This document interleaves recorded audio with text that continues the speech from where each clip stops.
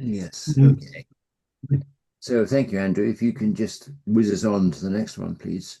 So what is, yeah, Yeah, and that's just what we're going to talk about. So we'll whiz on beyond that. Um, so I was saying that most people are familiar with digital mapping nowadays because of Google Maps, using your sat nav in your car or the weather maps on television. But basically, next slide, please. We take an underlying base map from the Ordnance Survey and we throw layers of data on top of it.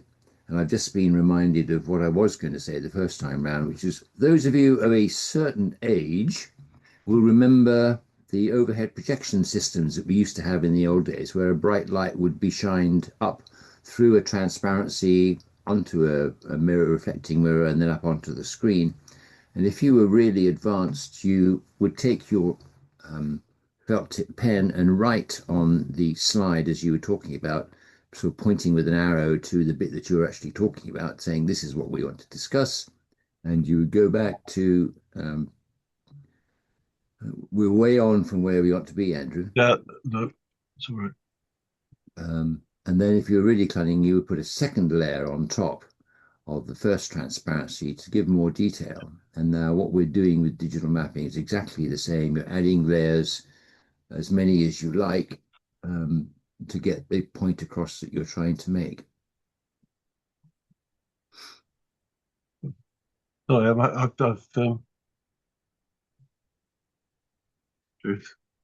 right. Seem to have got getting it too large for everybody. I'm trying to reduce it down so that we can get get it to the right size. Doesn't fit your screen, right?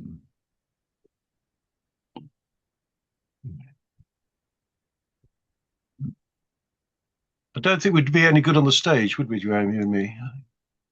I think we probably should have held a dress rehearsal. Ah, Yes. Do I know you well enough to say maybe you'd be a comedy duo? yes, you do.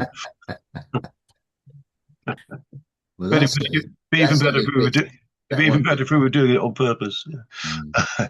Now, is that too large a screen, or is that okay, Graham?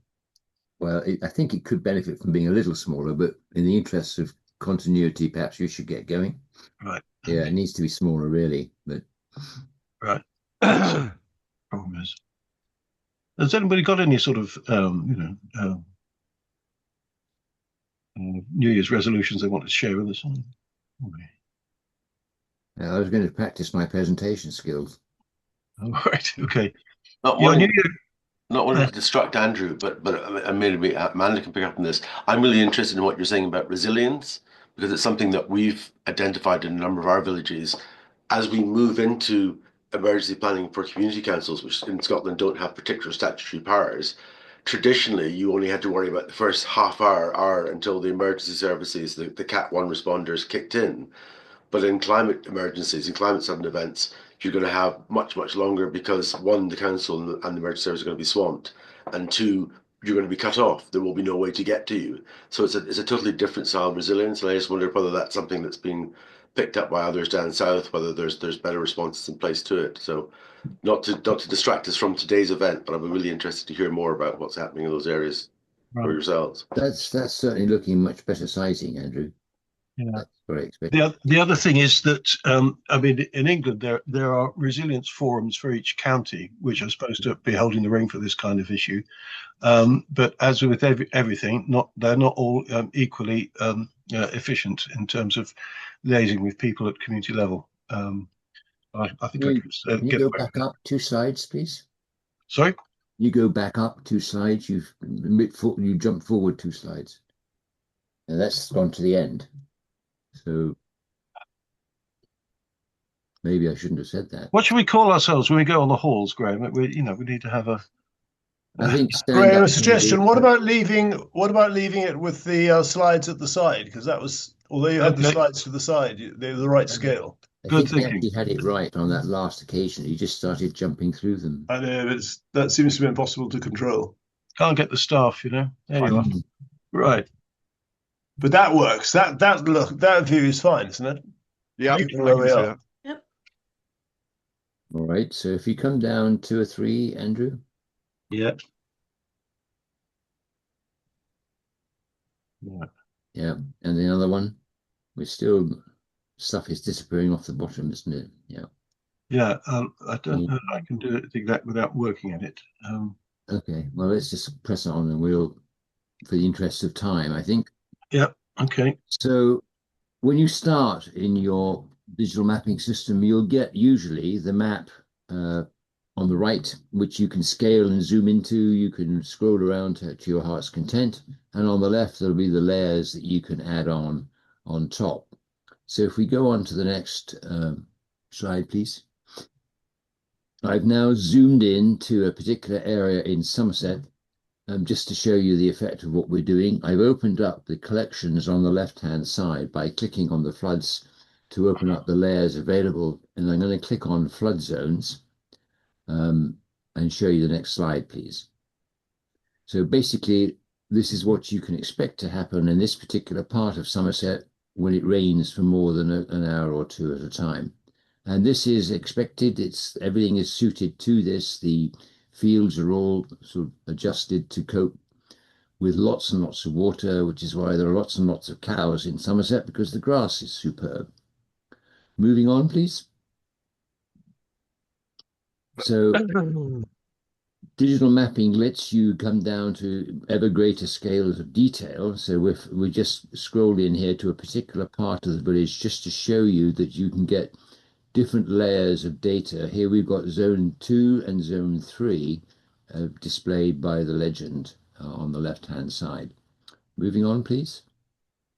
So the layers come from a wide range of information. The government, particularly at county and district level, has huge numbers of data about us. So everything from footpaths, which seems to be run at county level for some strange reason, to tree preservation orders, which come from the district, and so it goes on. Then we have the agencies of government. So I've got here the Environment Agency and the Land Registry as two typical, but there are lots of others. And then further down the screen, which you can't see, the other organisations like Friends of the Earth, Historic England, Natural England, England Sports, and so forth, going on and going on. And then there's the stuff that we ourselves can generate to display to you the information that we want to get across. Next slide, please. So the next few slides is just going to be an example of how Norfolk and Suffolk have got together to work with each other to make sure that the local nature recovery strategy is being rolled out in a sensible and visible way. So the next few slides just show different ways of doing that. Next one, please. So here's a sort of a discussion slide saying what we could do, what we should do, what we've already got, and where we're going to go from here, just to sort of lay out a plan. Next one. And this is one where they have put together their recovery information, and you can see how now the beauty of mapping in that it shows you who around you is doing what it is that you're interested in. And obviously Norfolk and Suffolk have got their acts together in this particular area. If we move on to the next one, just another example of showing the areas in which they want to focus and where there's room for improvement, and the biodiversity, clearly the shoreline and all that we're talking about, the shore tumbling into the sea as the erosion gets going in Norfolk and Suffolk. Next one. And then this is obviously another topic, but the idea is just to show you what use people are making of digital mapping. The beauty of these things is as you zoom in, you can get more and more detail that's referencing just you. So it comes down to parish level, the village level, and you can see what's going on around you. Next slide, please. And then again, we're planning here where we could be doing stuff, and then you could obviously allocate areas to projects and people so that stuff actually does get done. So I think mapping is a major tool in our armory of how we achieve projects and motion by enabling people to see what we want to do, where we want to do it, and who's going to do it, and allocate information like that. Moving on. So sorry, this one doesn't fit. We are just getting started on our mapping, and the idea of today is to give people ideas so that they can come back to us. We're using XMAP, which is a big brother to Parish Online, which is a system that something like a quarter of parish councils in England are using. We've gone for a whole country layer to start off with, just showing people that flooding map that I was showing you earlier and making that available to everybody to see.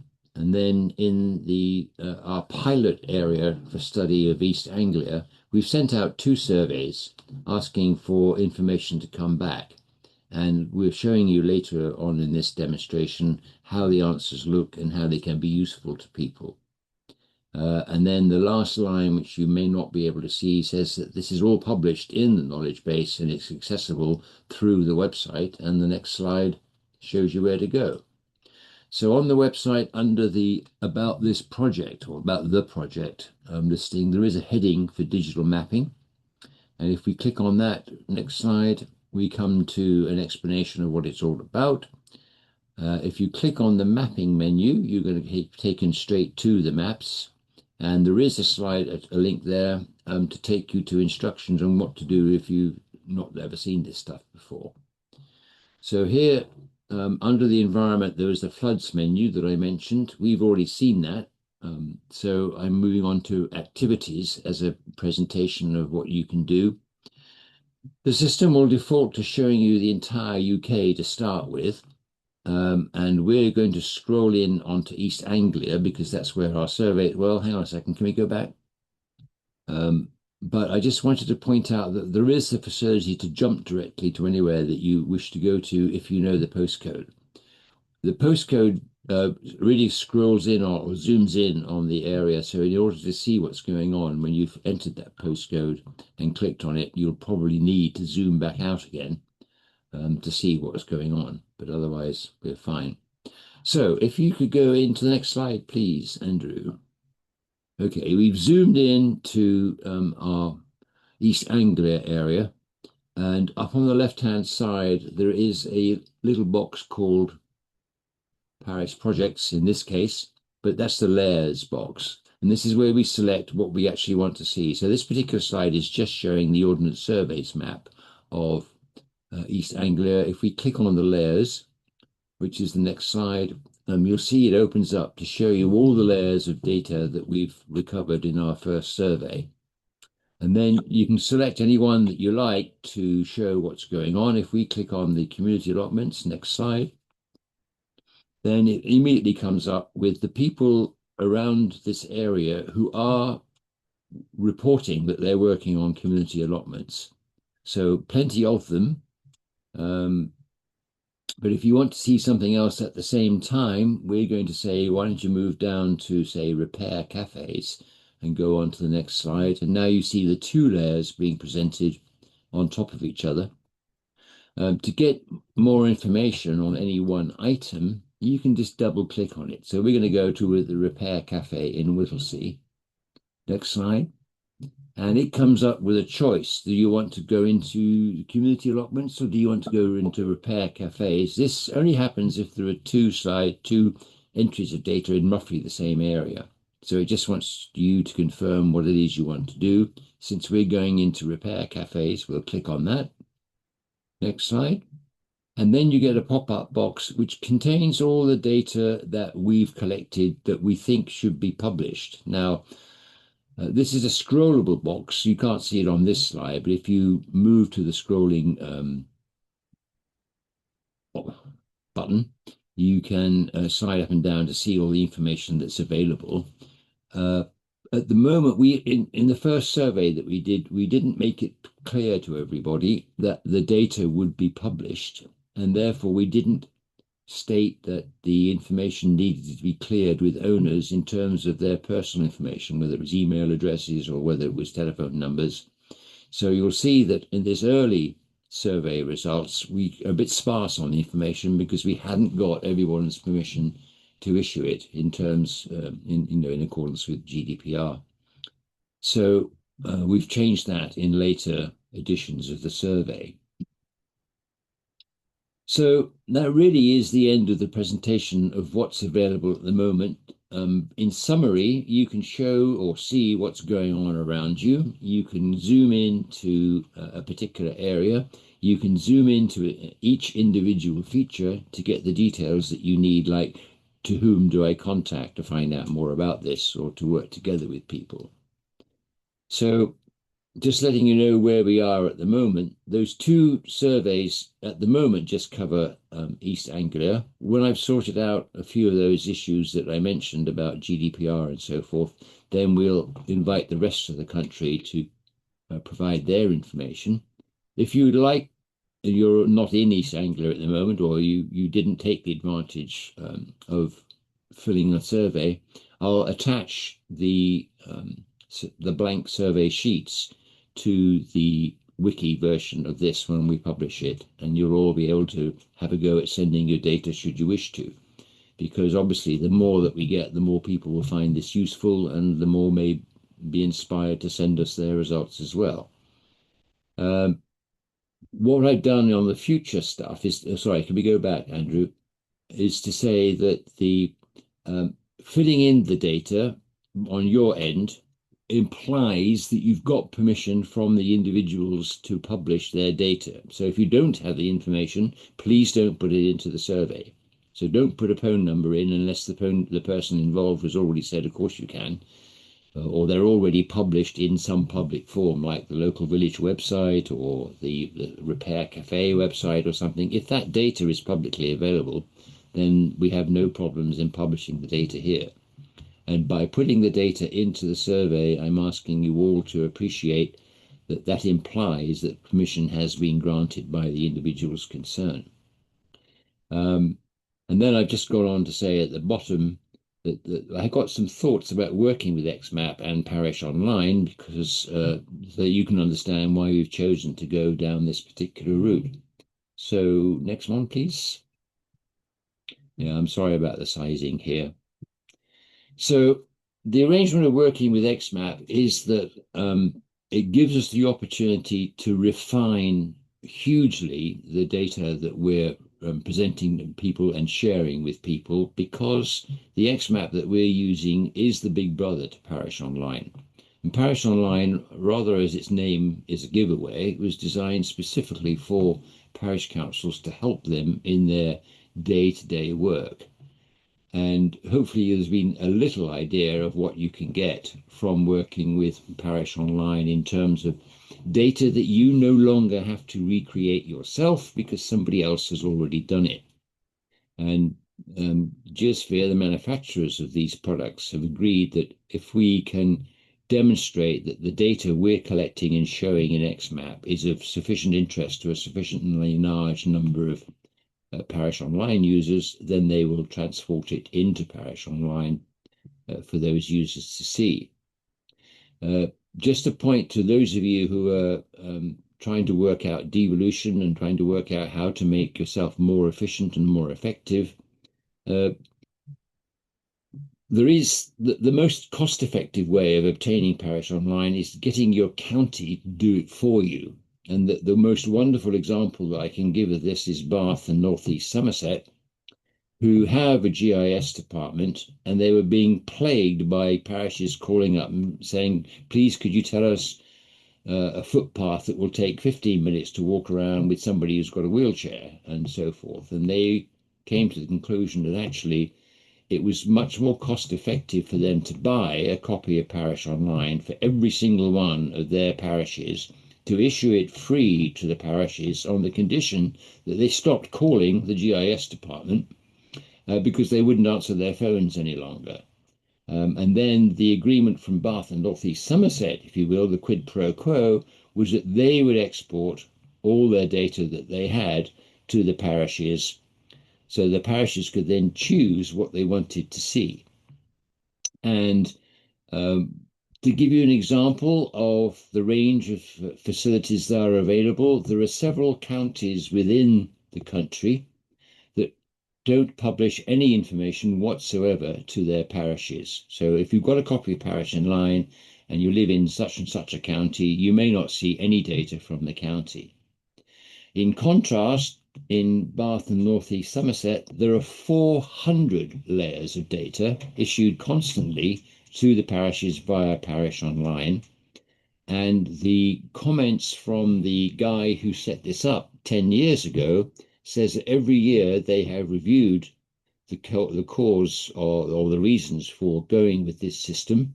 And they just repeat it every year because it's a no-brainer. The amount of money and time that they save in not being plagued by their parishes has been well worth the cost of the licenses.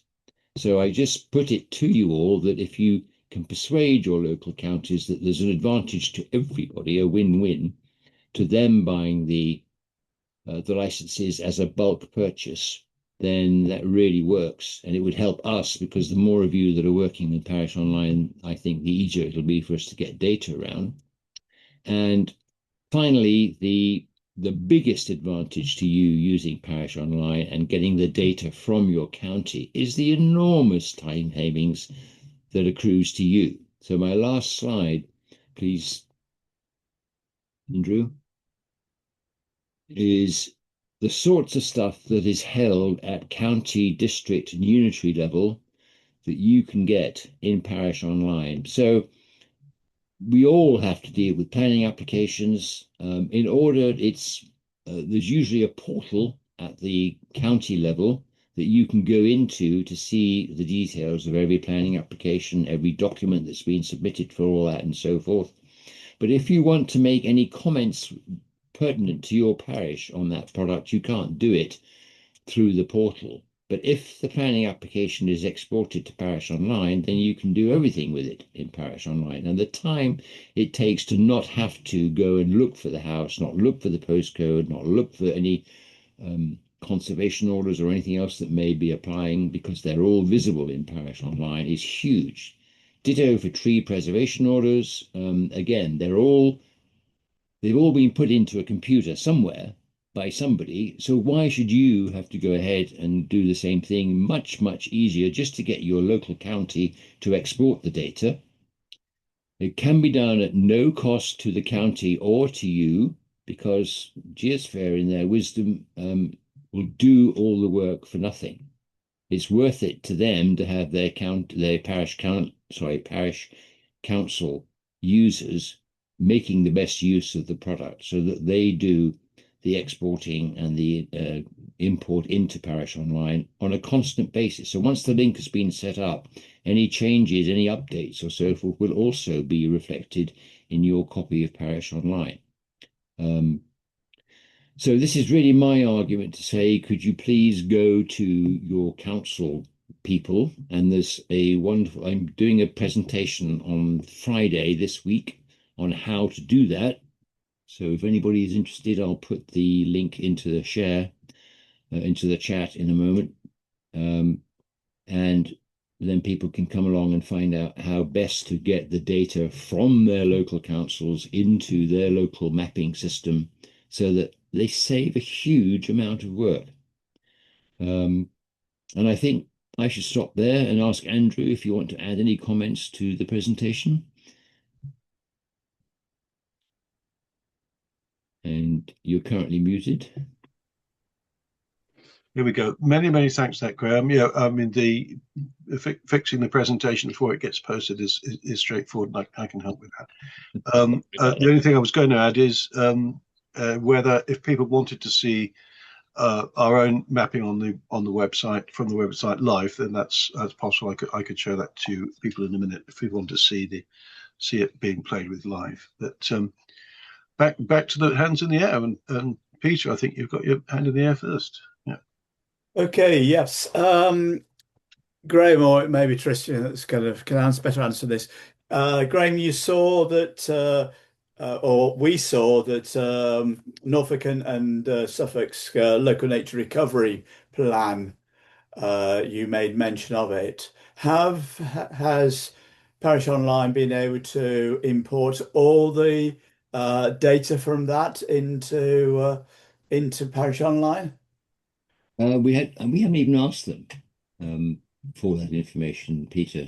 So if you're saying that you'd like to see it, then No, I was hoping you would say yes, you have been able to import it, because then I would say to Cambridgeshire and Peterborough, who've also got a local nature recovery strategy plan, which has been now being published, that because one of the biggest issues with these statutory local nature recovery plans and strategies are it's a fixed feature, and there's currently no plans to update those. So if all that data can actually be put across onto Parish Online, it will make it a lot easier, because Cambridgeshire, as some of you will know, has it's distinct from Cambridgeshire and Peterborough. I mean, Cambridgeshire will has a local nature recovery from the ground up project, and I think I managed to persuade Cambridgeshire to at least buy in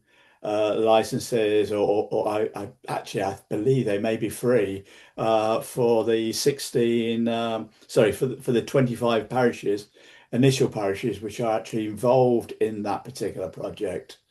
I gather a deal has been done, but how watertight that deal is, I'm not quite sure. Tricia, it probably supersedes my attempt in as far as East Cambridgeshire is concerned, in that respect, because I'm very much involved with the nature recovery from the ground up project in Cambridgeshire, yeah. That sounds good. I didn't know that. I knew you had a request to get a bulk purchase of licenses, but I didn't know Yes, whether to got it. exactly. I'd focused on looking at one for East Cambridgeshire, and we're still struggling to get the money to do that on which I thought Right. was a good deal. But I think in some respects it looks as if the people involved, I'll probably hear more about it tomorrow, because I actually have a methodology meeting with the Nature Recovery from the Ground Up project, and try to update them.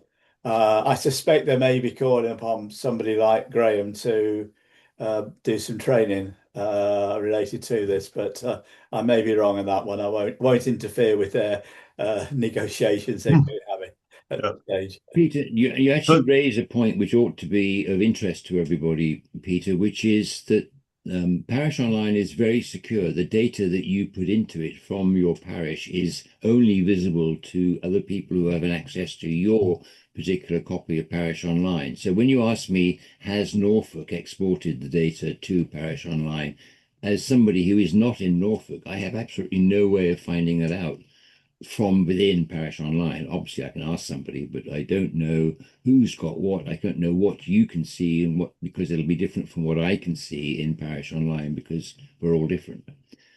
So I just pass that on. Yeah, I think a key point is that there appears that these strategy plans which have been developed, were and as far as Cambridgeshire is concerned, Cambridgeshire and people are concerned, it's just been published. Well, bits of it were already outdated before they were even, were only at a draft state. I know there in terms of Ely, there is one area which is proposed for nature recovery. Well, it's been built upon now. So it would be great to have the flexibility, or being able to, particularly as parishes in this nature recovery from the ground up projects, can actually then utilise what is already on the local nature recovery plan, which is being produced at combined authority level, and then add to it in their local parishes. Okay, thank you very much. Can we move on to Amanda, please?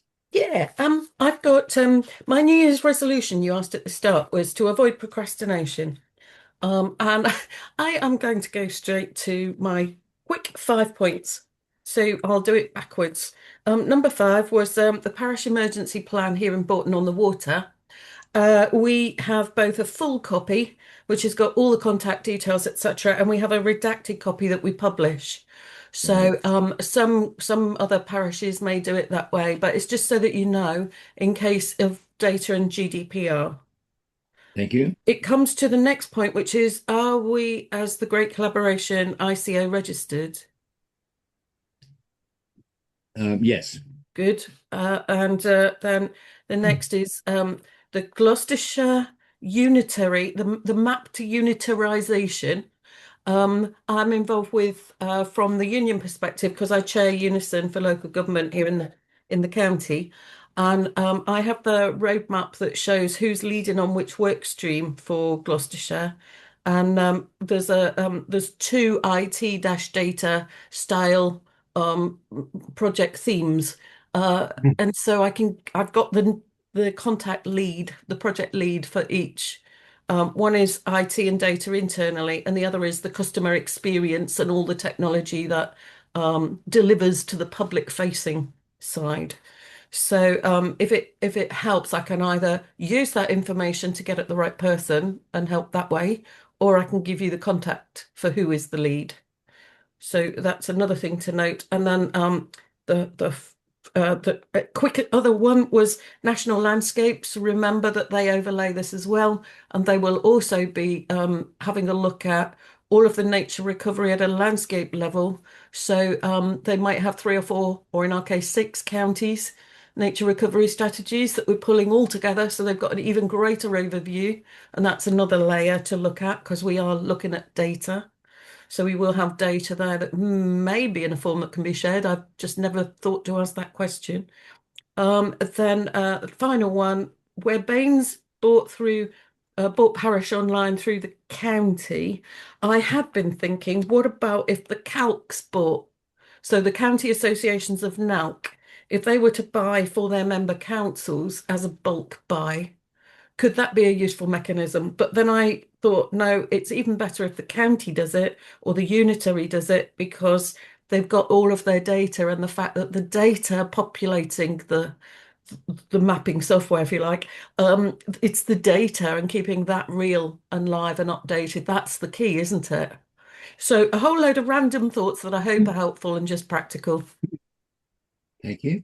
Amanda, on the last point, we've put quite a lot of effort into trying to get Calc to fund or subsidise, and they don't want to do it. They haven't got the money, and they don't think it's their place.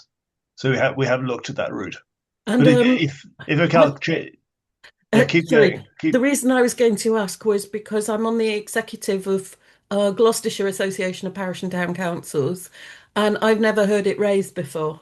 So we are looking at our membership and what added value we offer for our membership, because we are getting a squeeze at the moment for the price increases we've had to put in.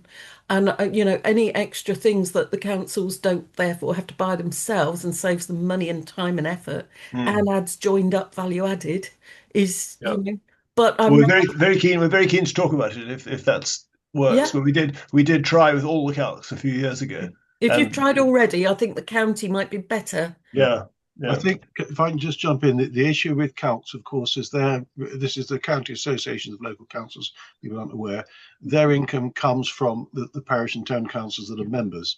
Yep. And so if there had to be increased expenditure at the count level, they might then have to put up the subscriptions for the parish and town councils, so they'd have to pay for it anyway. So I think that's probably the conundrum, that's probably the problem. Well, my point was that if it's efficient to bulk buy, then the councils that currently subscribe individually to Parish Online will get a saving through, even if they've got an increase in their subs, they'll have a net saving.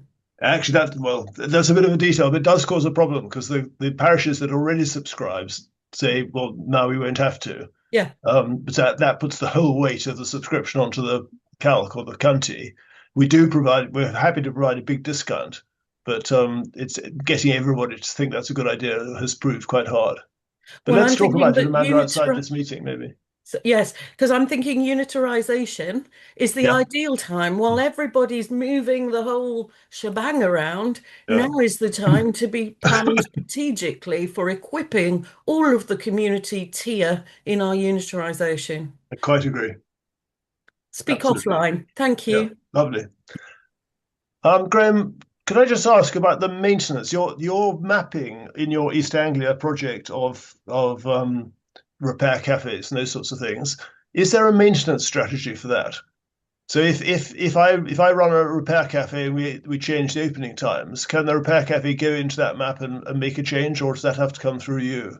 At the moment, everything is coming through me because, as you know, we're doing it in XMAP and nobody else has an account to that. But all may change when the finances improve for a start.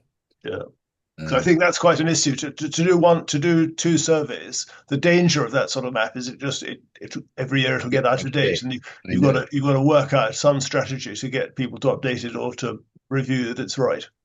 Well, it's another good point for why everybody should adopt Parish Online, because then they can all do their updates automatically. So maybe the government should buy it for everybody. That's certainly a right idea. We've tried that too. Boom, boom. You did say you're a unison leader, didn't you, Amanda? Yeah. Graham, the other question is, all that data is available through the Great Collaboration website, through that public map. Yes. Do you see a particular advantage for parishes, individual parishes, have that same data available through Parish Online? Oh, absolutely. But then that's what we would is an ongoing discussion with you on how much data do we gather within XMAP for it to be worthwhile for Geosphere to move it into Parish Online. Yeah, in principle, we're very happy to have it in Parish Online, provided it's we think it's maintained and it's useful. Exactly. Yeah. Okay. Thank you very much. Well, thank you for your presentation. Very useful.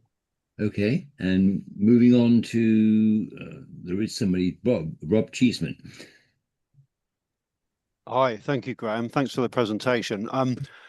Apologies for the basic questions. Some of the discussion just now may have answered my question without me realizing. I'm struggling to understand technically the relationship between the data that we in a locality might provide to you to go into XMAP and the same data that might go into Parish Online were it available. And is there a relationship, or is it essentially two separate data sets, if that makes sense as a question? I think it only applies if you've got somebody entering data into Parish Online locally, which is different from the data that you're providing to us through the survey reports. Okay.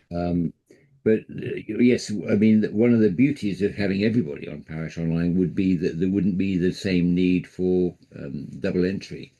You can enter the data straight away in Parish Online and it would be available for everyone else to see because Geosphere would set it up as what's known as a collaborative layer so that everybody can see it. By and large, what you put into Parish Online cannot be seen by any other parish or even any other county or anyone. But if you put it into a collaborative layer, then it would be visible to everyone, such as we're doing at the moment through XMAP on the Great Collaboration. Right, I see. So that issue of maintenance will be resolved if parishes are maintaining their own data sets. Absolutely. Parish Online. But in terms of those collaborative layers you referred to, might that include, for example, Environment Agency kind of national flood maps, that kind of data set that would be useful to parishes and they have no need to enter themselves because it's already available? Correct. Well, the way Parish Online works is that most of that sort of data from the Environment Agency is available to everybody. And you just zoom into whichever part of the country you're in and it'll show what's relevant to Weymouth. Yeah, I see. Okay, that's helpful. Can I ask? Rob, can I just emphasise? We're in Parish Online. We're very careful not to try to add data to existing national data sets. So what we do is we go into the Environment Agency database on a weekly basis or a monthly basis, fantastic. whatever's appropriate, and keep that data up to date. But we don't, if there are mistakes in it, we don't correct them because it's not our data. So we're just acting as the publishers of that data on behalf.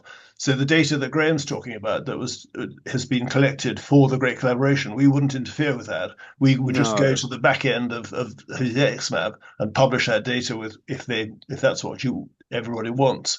And it would then be available in individual Parish Online accounts. Perfect. So yeah, Parish Online would have those data sets already available because you're putting them in and maintaining them. Yeah. Okay. Have I got time? Just a very quick question, if I can, about you mentioned local plan data. I'm just trying to get briefly my head around what that means. So in Weymouth, we just had a neighbourhood plan made. It's now been handed over to Dorset Council. Does that mean the associated mapping data that was that is part of that neighbourhood plan is an example of a data set that we could request they make available to us in turn, if that makes sense locally. Yes. Well, the way that I meant it to be, Rob, is that neighborhood plans have to conform to the local plan. So it really, really helps if, I mean, the reason most people usually get hold of Parish Online in the first place because they have to create a neighborhood plan. And it's the best way of doing so. But once you've started down the road of creating your neighborhood plan, it has to conform with the local plan. So it's really, really helpful if the local plan is available in Parish Online, because then you've got the two together and you can compare the maps and make sure that you aren't doing something that the local plan says you should not be doing, or vice versa. So it really helps if the county or whoever has produced your local plan will export it to Parish Online. So when you're doing your neighborhood plan, you can make sure that it complies and you're making sure you're aligning the boundaries with whatever the local plan wants. It's very helpful, and you really, really, really don't. I mean, for people like Andrew, who's done this, you don't want to have to recreate the local plan in your neighbourhood plan by drawing it yourself. It's much, much easier to get it if the council publishes it for you. So I think what I'm trying to say is that the more that councils can work out that it's to everyone's advantage for publishing the data, the better off we'll all be. And there is a huge educational gap, Rob. The vast majority of people at county level or even district level have no idea that their little parish councils underneath them have access to a full-fledged GIS. And so it's news to them. A lot of them will not export any data for various reasons, like silos, or they think it's very important that they hang on to the data. But the ones that have been told that, this is really, really helpful and you can see it for themselves, then they go all out. I mean, I was in South Somerset until I moved to the Isle of Wight, and they actually decided to take on XMAP as their regional GIS. The South Somerset District Council took on XMAP. And when we said, well, could we see it? They said, well, what do you want to see? And I said, all of it. And it literally took them less than an afternoon to send out 90 layers of information. But we got all the tree preservation orders, we've got the conservation areas, we've got the brown sites, we've got the green sites, the sites of special scientific interest, which I don't think come from the councils, that comes from another national level. But it really was extraordinary how simple it was for them and how marvelous it was for us. And the beauty of them putting out, for instance, their planning applications was you could go back for 15 years and see what had been done on that particular site in the past, which was actually very useful for councils trying to say, well, should we be letting these people do this or do that? And have the historic information there was really helpful. And it's a huge amount of data, which you have to do nothing but take a look at it.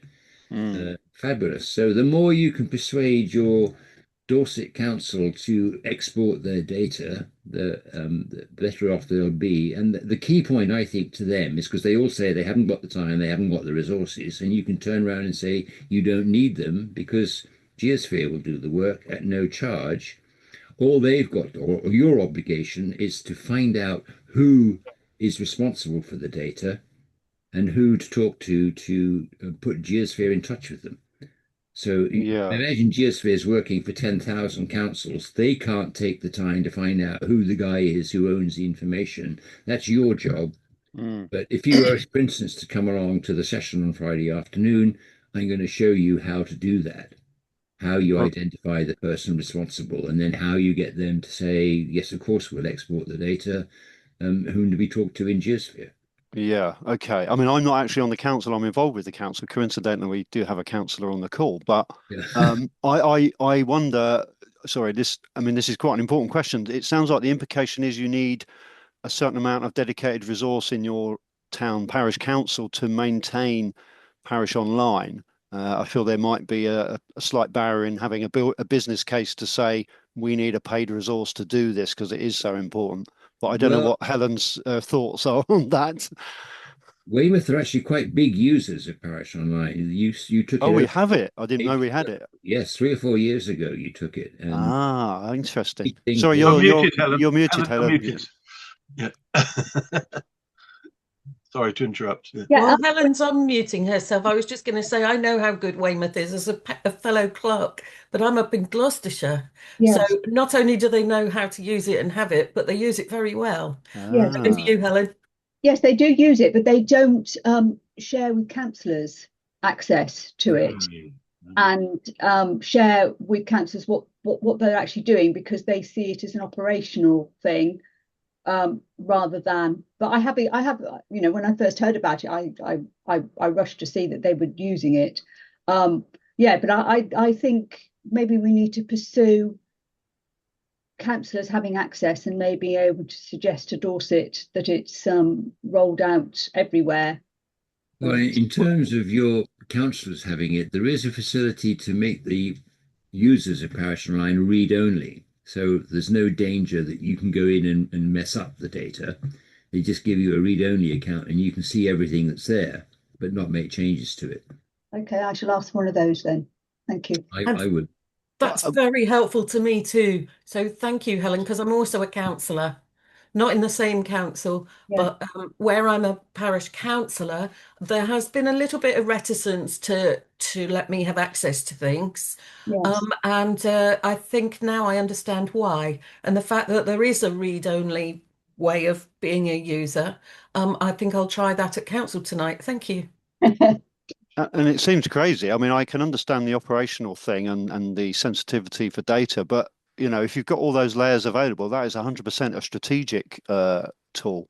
Absolutely. Yes, agreed. Peter. My understanding is, and somebody can correct me if I'm wrong, that in fact, once a parish has actually got a license for Parish Online, anybody who, well, anybody who the administrator has actually given permission could actually add content to data or not. So it doesn't actually have to be local parish councillors. My understanding is the license will cover multiple users, and it'd be up to the overall administrator to be able to allocate users according. And I assume it's possible to allocate users whether they are read only or have access to certain data sets where they can actually add data to as well. I'm sort of pausing for Tristram if he wanted to say anything, but you're on mute, Tristram. Tristram, you're on mute. Okay. Peter, if you're not a member of the council, then that's not quite so easy. We can do it, but we need to get OS's permission to look at PSGA data, and you need to have, there's a sort of subcontractor form. So we're making that more automatic and easier to do. But if you want people who aren't in the council, say a community group, then you need to ask Geosphere, ask support at Geosphere to help you do it. Okay, so there is a procedure to go through. Yes, there. It's pretty simple, but we can't just give everybody licenses if they're not members of the council. Yeah. Okay. Thanks. What we say to what I'm saying to parish clerks around the country is, for heaven's sake, don't try and do this all yourself anyway. Climate change, nature recovery, flood, huge stuff. Get involved your local residents. You'll find all kinds of experts locally. And in past conversations, Graham and I have been talking about this and say, yes, there needs to be somebody within each parish that has some kind of overview of this, but it doesn't necessarily have to be the poor old busy parish clerk. And the more examples perhaps we can show of that, then the better.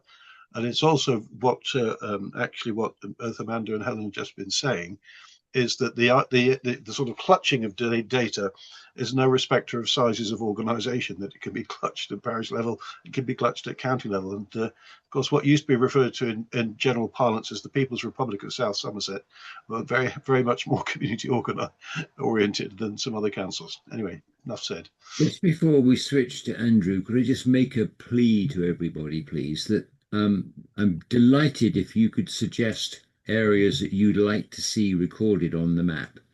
So just because we've set out sort of the first 20 or 30 line items, there's no reason whatsoever not to have ideas that you want. So if there's something in your area or something you think would be useful across the country, please just let me know, because we can tailor the surveys to cover any sorts of information at all. And we just come up with the first few as an idea to get started, but beyond that. And now we've killed Andrew. Do you you removed your request, Andrew? Yes, it's just a little note that XMap has a very useful facility where you can give specific people full access to certain layers, but not all the layers. But Parish Online doesn't do that, and I'm just wondering whether that is something that Parish Online might like to consider, so that I use it a lot with XMap because I don't want people messing around with most of the layers, but on the other hand, I want certain people to put information on their particular layers. Andrew, I'm very sympathetic with that view, and we're working on it.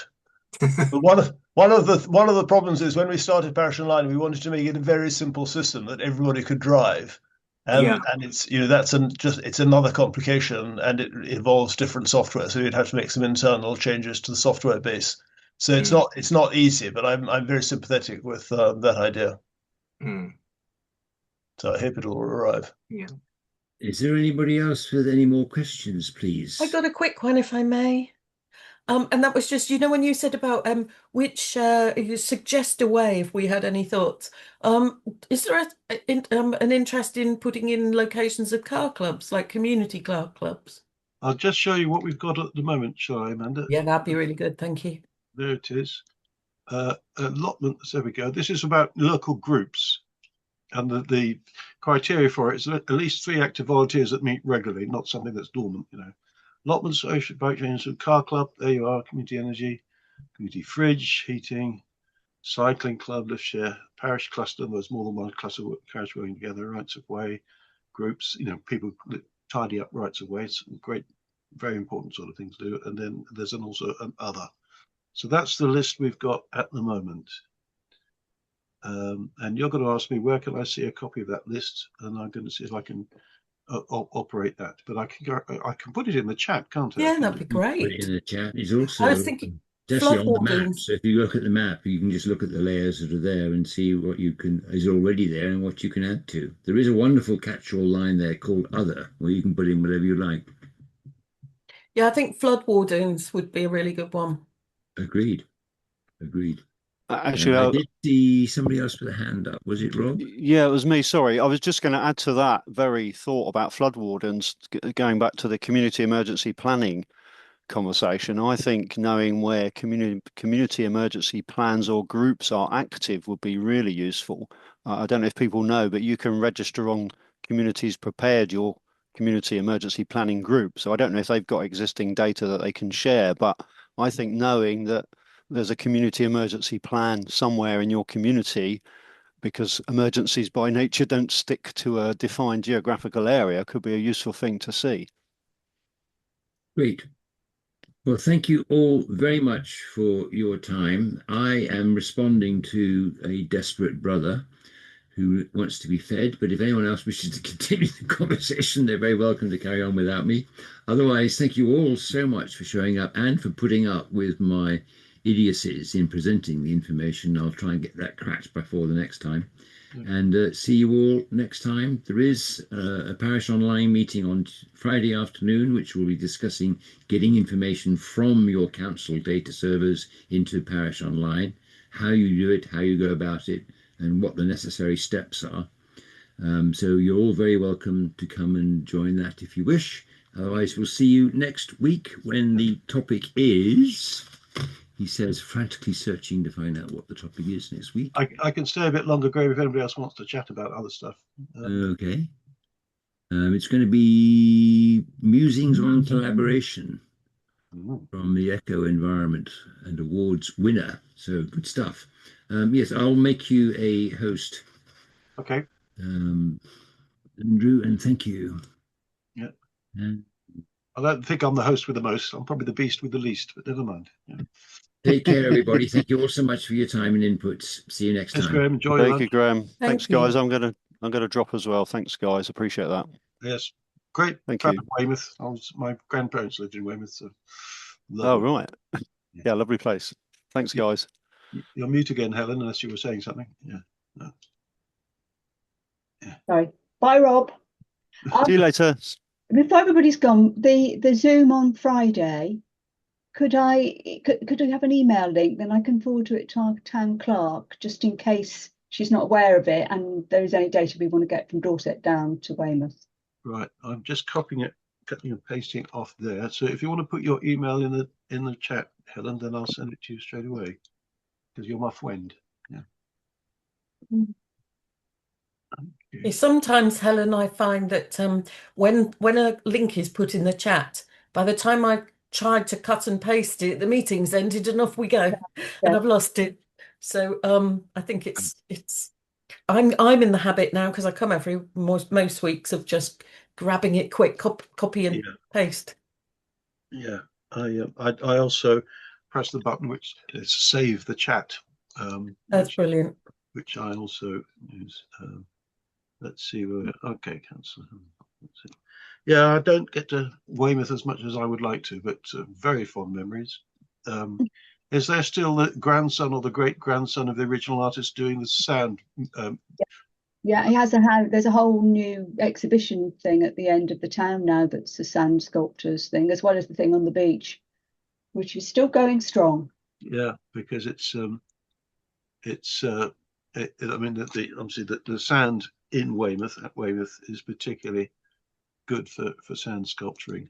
They have an international sand sculpture festival here now. Oh yeah, People come from other countries to sculpt things. When is that? Well, I don't know actually. I just know it happens.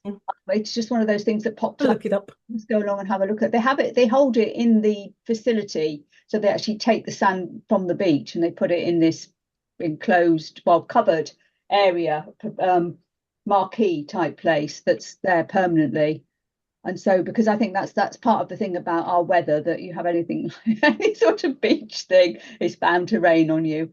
But yeah, they do have international sculptors come and do work and stuff. It's great. But I'm going to have to go because of the doorbell. But just to say, Gloucestershire's digital data lead is Alistair Cunningham. Andrew. Okay, I'm going to put that in my own chat. Alistair Cunningham. Cunningham.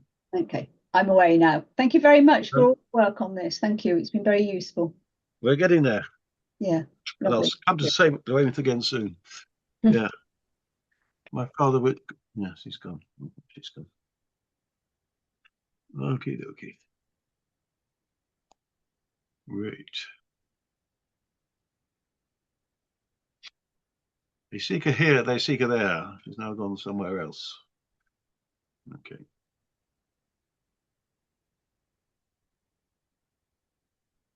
Okay. I'm going to close this down then.